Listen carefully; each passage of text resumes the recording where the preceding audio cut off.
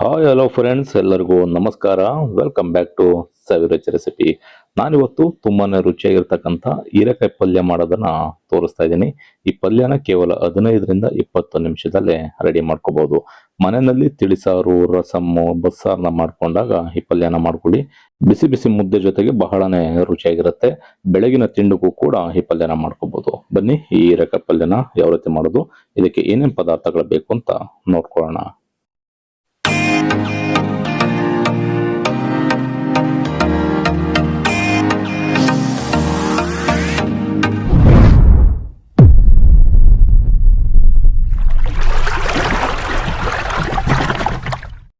ಹೀರೆಕಾಯಿ ಪಲ್ಯನ ಮಾಡ್ಲಿಕ್ಕೆ ಅರ್ಧ ಕೆಜಿ ಅಷ್ಟು ಹೀರೆಕಾಯಿನ ಸಣ್ಣದಾಗಿ ಕಟ್ ಮಾಡಿ ಇಟ್ಕೊಂಡಿದ್ದೀನಿ. ಹೀರೆಕಾಯಿನ ಕಟ್ ಮಾಡ್ಕೋಬೇಕಾದ್ರೆ ಮೇಲ್ಗಡೆ ಇರ್ತಕ್ಕಂಥ ಸಿಪ್ಪೆನೆಲ್ಲ ನೀಟಾಗಿ ತೆಗೆದು ಕಟ್ ಮಾಡ್ಕೋಬೇಕಾಗತ್ತೆ. ನಾವು ಪಲ್ಯನ ಮಾಡ್ಕೊಳ್ತಾ ಇರೋದ್ರಿಂದ ಅದಕ್ಕೆ ಕಟ್ ಮಾಡ್ಕೊಂಡ್ರೆ ಸಾಕಾಗತ್ತೆ. ನಾವು ಸಾಂಬಾರ್ನ ಮಾಡ್ಕೊಳ್ಳೋದಾದ್ರೆ ಸ್ವಲ್ಪ ದಪ್ಪನಾಗಿ ಕಟ್ ಮಾಡ್ಕೋಬೇಕಾಗತ್ತೆ. ಬನ್ನಿ, ಈಗ ಪಲ್ಯನ ಯಾವ ರೀತಿ ಮಾಡೋದು ಅಂತ ನೋಡೋಣ. ಹೀರೆಕಾಯಿ ಪಲ್ಯನ ಮಾಡ್ಲಿಕ್ಕೆ ಒಂದು ಫ್ರೈ ಪ್ಯಾನ್ ಬಿಸಿಯಲ್ಲಿ ಇಟ್ಕೊಂಡು ಇದಕ್ಕೊಂದು 2 ಟೇಬಲ್ ಸ್ಪೂನ್ ಅಷ್ಟು ಎಣ್ಣೆ ಸೇರಿಸ್ಕೊಳ್ಳೋಣ. ಎಣ್ಣೆ ಚೆನ್ನಾಗಿ ಬಿಸಿ ಆದ್ಮೇಲೆ ಒಂದು ಅರ್ಧ ಟೀ ಸ್ಪೂನ್ ಅಷ್ಟು ಸಾಸಿವೆ ಸೇರಿಸ್ಕೊಳ್ಳೋಣ.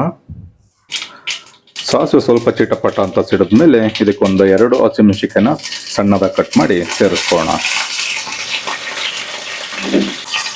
ಹಾಗೆ ಸ್ವಲ್ಪ ಬೆಳ್ಳುಳ್ಳಿನ ಸಿಪ್ಪೆನ ಬಿಡಿಸಿ ಸಣ್ಣದಾಗಿ ಕಟ್ ಮಾಡಿ ಸೇರಿಸ್ಕೊಳ್ಳೋಣ. 1 ಸ್ಪೂನ್ ಕಡಲೆಬೇಳೆ, ಅರ್ಧ ಸ್ಪೂನ್ ಉದ್ದಿನಬೇಳೆ, ಒಂದು 3 ಎಸಳಿನಷ್ಟು ಕರಿಬೇವಿನ ಸೊಪ್ಪು. ಇಷ್ಟು ಪದಾರ್ಥನ ಸೇರಿಸ್ಕೊಂಡು ಎಣ್ಣೆ ಜೊತೆನಲ್ಲಿ ಒಂದು ಅರ್ಧ ನಿಮಿಷ ಫ್ರೈ ಮಾಡ್ಕೊಳ್ಳೋಣ. ಈ ರೀತಿ ಒಗ್ಗರಣೆನ ಮಾಡಬೇಕಾದ್ರೆ ಸ್ಟವ್ನ ಕಂಪ್ಲೀಟ್ ಆಗಿ ಎಳೆ ಕೋನಲ್ಲಿ ಲೋ ಫ್ಲೇಮ್ನಲ್ಲಿ ಇಟ್ಕೊಂಡು ಈ ಒಗ್ಗರಣೆ ಪದಾರ್ಥಗಳನ್ನ ಫ್ರೈ ಮಾಡ್ಕೋಬೇಕು.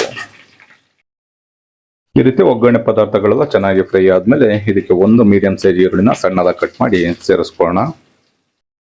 ಈರುಳ್ಳಿ ಸ್ವಲ್ಪ ಕಲರ್ ಚೇಂಜ್ ಆಗಬೇಕು, ಅಲ್ಲಿವರೆಗೂ 1ರಿಂದ 2 ನಿಮಿಷ ಎಣ್ಣೆ ಜೊತೆನಲ್ಲೇ ಫ್ರೈ ಮಾಡ್ಕೊಳ್ಳೋಣ.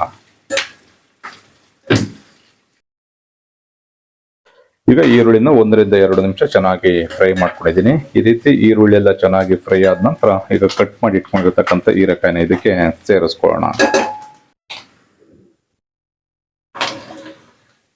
ಹೀರೆಕಾಯಿನ ಸೇರಿಸಿ ಆದ್ಮೇಲೆ ರುಚಿಗೆ ಎಷ್ಟು ಬೇಕೋ ಅಷ್ಟು ಉಪ್ಪನ್ನ ಸೇರಿಸ್ಕೊಳ್ಳೋಣ. ಈ ರೀತಿ ಉಪ್ಪನ್ನ ಸೇರಿಸಿ ಆದ್ಮೇಲೆ ಈ ಒಗ್ಗರಣೆ ಜೊತೆನಲ್ಲಿ ಚೆನ್ನಾಗಿ ಬೆರಿಬೇಕು ಹೀರೆಕಾಯಿ. ಆ ರೀತಿಯಲ್ಲಿ ಮಿಕ್ಸ್ ಮಾಡಿಕೊಂಡು ಒಂದು ಪ್ಲೇಟ್ ಅಥವಾ ಲಿಡ್ಡನ್ನ ಕ್ಲೋಸ್ ಮಾಡಿ ಒಂದು 8ರಿಂದ 10 ನಿಮಿಷ ಚೆನ್ನಾಗಿ ಈ ಒಗ್ಗರಣೆ ಜೊತೆನಲ್ಲೇ ಫ್ರೈ ಮಾಡ್ಕೊಳ್ಳೋಣ.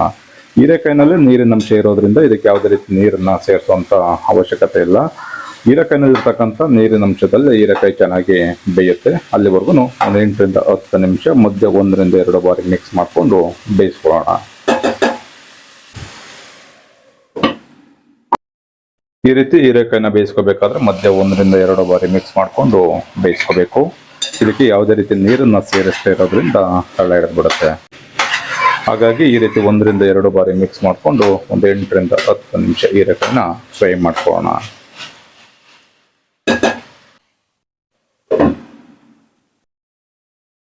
ಎಂಟರಿಂದ 10 ನಿಮಿಷ ಹೀರೆಕಾಯಿನ ಚೆನ್ನಾಗಿ ಫ್ರೈ ಮಾಡ್ಕೊಂಡಿದ್ದೀನಿ. ನೋಡ್ಬೋದು, ಹೀರೆಕಾಯಿನಲ್ಲಿರ್ತಕ್ಕಂಥ ನೀರಿನ ಅಂಶದಲ್ಲಿ ಹೀರೆಕಾಯಿ ಕಂಪ್ಲೀಟ್ ಆಗಿ ಫ್ರೈ ಆಗಿದೆ. ಈ ರೀತಿ ಚೆನ್ನಾಗಿ ಫ್ರೈ ಆದ ನಂತರ ಇದಕ್ಕೆ 1 ಕಪ್ಪಿನಷ್ಟು ಕೊನೆಯಲ್ಲಿ ತೆಂಗಿನಕಾಯಿ ತುರಿನ ಸೇರಿಸ್ಕೊಳ್ಳೋಣ. ತೆಂಗಿನಕಾಯಿ ತುರಿನ ಸೇರಿಸೋದ್ರಿಂದ ಹೀರೆಕಾಯಿ ಪಲ್ಯ ಬಹಳನೇ ರುಚಿಯಾಗಿ ರೆಡಿ ಆಗುತ್ತೆ. ಈಗ ಚೆನ್ನಾಗಿ ಮಿಕ್ಸ್ ಮಾಡಿಕೊಂಡು ಒಂದು ಅರ್ಧದಿಂದ 1 ನಿಮಿಷ ಫ್ರೈ ಮಾಡ್ಕೊಳ್ಳೋಣ. ನೀವು ಈ ರೀತಿ ಹೀರೆಕಾಯಿ ಪಲ್ಯನ ಮಾಡ್ಕೊಂಡ್ರೆ ಬಿಸಿ ಬಿಸಿ ಮುದ್ದೆ ಜೊತೆಗೆ ಬಹಳನೇ ರುಚಿಯಾಗಿರುತ್ತೆ. ನಿಮ್ಮ ಮನೆಯಲ್ಲಿ ರಸಮ್ಮು, ತಿಳಿಸಾರು, ಬೇಳೆ ಸಾರು ಈ ಥರದ್ನೆಲ್ಲ ಮಾಡ್ಕೊಂಡಾಗ ಮುದ್ದೆ ಜೊತೆಗೆ ಪಲ್ಯದ ರೀತಿಯಲ್ಲಿ ಬೇಕಿದ್ರೆ ಮಾಡ್ಕೋಬಹುದು. ಅಥವಾ ಬೆಳಗಿನ ತಿಂಡಿಗೆ ಚಪಾತಿ, ರೊಟ್ಟಿ, ಪೂರಿ ಜೊತೆಗೂ ಕೂಡ ಮಾಡ್ಕೋಬಹುದು. ಈಗ ತೆಂಗಿನಕಾಯಿನೂ ಕೂಡ ಚೆನ್ನಾಗಿ ಫ್ರೈ ಮಾಡ್ಕೊಂಡಿದ್ದೀನಿ.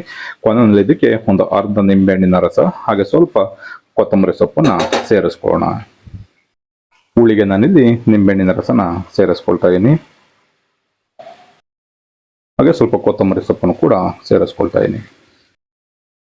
ಈಗ ಚೆನ್ನಾಗಿ ಮಿಕ್ಸ್ ಮಾಡಿಕೊಂಡ್ರೆ ಬಹಳನೇ ರುಚಿಯಾಗಿರ್ತಕ್ಕಂಥ ಹೀರೆಕಾಯಿ ಪಲ್ಯ ರೆಡಿ ಆಗುತ್ತೆ. ಈ ವಿಧಾನದಲ್ಲಿ ಮಾಡ್ಕೊಂಡ್ರೆ ಬಹಳನೇ ರುಚಿಯಾಗಿರುತ್ತೆ. ನಾನು ಆಗ್ಲೇ ಹೇಳ್ದಾಗೆ ಬಿಸಿ ಬಿಸಿ ಮುದ್ದೆ ಜೊತೆಗೂ ಕೂಡ ತುಂಬಾ ಚೆನ್ನಾಗಿರುತ್ತೆ. ಬೆಳಗಿನ ತಿಂಡಿಗೂ ಕೂಡ ಈ ಹೀರೆಕಾಯಿ ಪಲ್ಯನ ಮಾಡ್ಕೋಬಹುದು. ನೋಡಿದ್ರಲ್ಲ ಸ್ನೇಹಿತರೆ, ತುಂಬಾನೇ ಸುಲಭವಾಗಿ ಬಿಸಿ ಬಿಸಿ ರಾಗಿ ಮುದ್ದೆ ಜೊತೆಗೆ ಅಥವಾ ಬೆಳಗಿನ ತಿಂಡಿಗೆ ಹೀರೆಕಾಯಿ ಪಲ್ಯನ ಯಾವ ರೀತಿ ಮಾಡೋದು ಅಂತ ತೋರಿಸಿದ್ದೀನಿ. ಈ ರೆಸಿಪಿ ನಿಮಗೆ ಇಷ್ಟ ಆಯ್ತು ಅಂತ ಅನ್ಕೊಳ್ತೀನಿ. ಇಷ್ಟ ಆಗಿದ್ರೆ ಆದಷ್ಟು ಜನಕ್ಕೆ ಈ ರೆಸಿಪಿನ ಶೇರ್ ಮಾಡಿ. ನೀವೇನಾದ್ರೂ ನಮ್ಮ ಚಾನಲ್ನ ಹೊಸದಾಗಿ ನೋಡ್ತಾ ಇದ್ದು ನಮ್ಮ ಚಾನಲ್ನ ಸಬ್ಸ್ಕ್ರೈಬ್ ಮಾಡ್ಕೊಂಡಿಲ್ಲ ಅಂತಂದ್ರೆ ಸಬ್ಸ್ಕ್ರೈಬ್ ಮಾಡ್ಕೊಳ್ಳಿ. ಫೇಸ್ಬುಕ್ ಅಲ್ಲಿ ನೋಡ್ತಾ ಇರ್ತಕ್ಕಂಥವ್ರು ನಮ್ಮ ಸವಿರುಚಿ ರೆಸಿಪಿ ಫೇಸ್ಬುಕ್ ಪೇಜ್ ಇದೆ, ಅದನ್ನು ಕೂಡ ಫಾಲೋ ಮಾಡಿ. ಮರಿದೇನೆ ಈ ರೆಸಿಪಿನ ಬೆಳಗಿನ ತಿಂಡಿಗೆ ಅಥವಾ ಬಿಸಿ ಬಿಸಿ ರಾಗಿ ಮುದ್ದೆನ ಮಾಡ್ಕೊಂಡಾಗ ಒಂದು ಸಲ ಟ್ರೈ ಮಾಡಿ ಹೇಗಿತ್ತು ಅನ್ನೋದನ್ನ ಕಮೆಂಟ್ ಮಾಡಿ ತಿಳಿಸಿ. Thank you.